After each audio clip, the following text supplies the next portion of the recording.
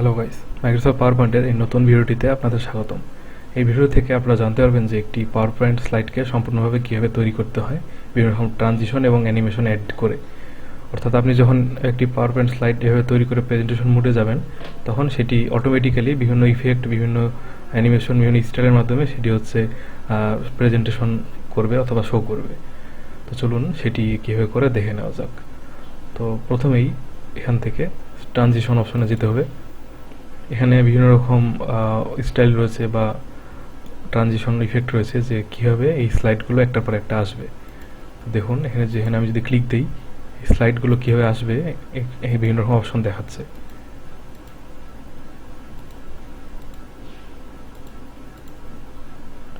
তো চলুন এই পুরো স্লাইডটিকে একটি প্রেজেন্টেশন হিসেবে বিভিন্ন রকম ইফেক্ট ট্রানজিশন দিয়ে বানানো যাক।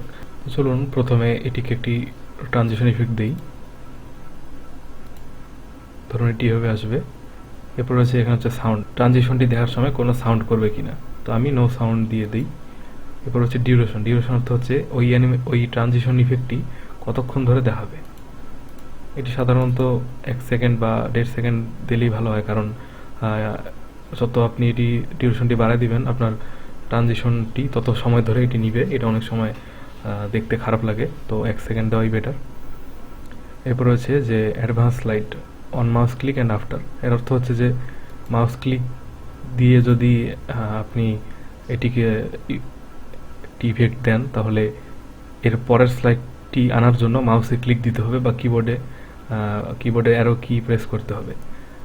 আর যদি আপনি আফটারে দিয়ে দেন, মানে প্রথম স্লাইডটির পর আরেকটি স্লাইড কতক্ষণ পর আসবে, এটা যদি দিয়ে দেন তাহলে অটোমেটিক্যালি 1 সেকেন্ড 2 সেকেন্ড বা আপনি যত সেকেন্ড পর দিবেন সেইভাবে অটোমেটিক্যালি স্লাইডগুলো একটার পর একটা আসবে। তো মনে করেন যে এটা আমি 2 সেকেন্ড পরে দিব। তো এরপর এই স্লাইডটিও ধরুন মনে করেন আমি এই ইফেক্টটা দিব। ইফেক্টটিতে এটি হচ্ছে 1 সেকেন্ড করে দিই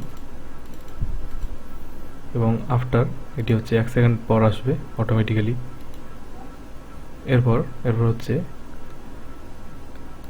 এটি, ধরুন আমি এটি হচ্ছে এই ইফেক্ট দেব। এটাও 1 সেকেন্ড পর আসবে এবং এটি আফটার 1 সেকেন্ড পর অটোমেটিক্যালি আসবে। তারপর হচ্ছে এটা ধরুন এভাবে আসবে, এটাও হচ্ছে 1 সেকেন্ড পর আসবে এবং আফটার 1 সেকেন্ড পর। এরপর লাস্টেরটা ধরুন কভার দিয়ে দিলাম, কভার ট্রানজিশন ইফেক্ট। এটিও 1 সেকেন্ড ডিউরেশনের মধ্যে থাকবে এবং 1 সেকেন্ড মাউস এবং 1 সেকেন্ড অটোমেটিক্যালি এটি শেষ হয়ে যাবে। তো চলুন এবার দেখে নেওয়া যাক যে এটি কীভাবে কাজ করছে। তো এর জন্য প্রেজেন্টেশন মোডে যেতে হবে, অর্থাৎ স্লাইড শোয়ে যেতে হবে। তো ক্লিক দিলাম, দেখুন অটোমেটিক্যালি এগুলো একটার পর একটা আসছে।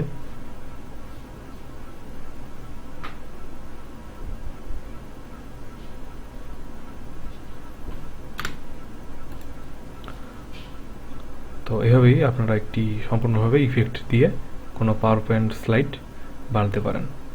তো ভিডিওটিতে সাথে থাকার জন্য অসংখ্য ধন্যবাদ।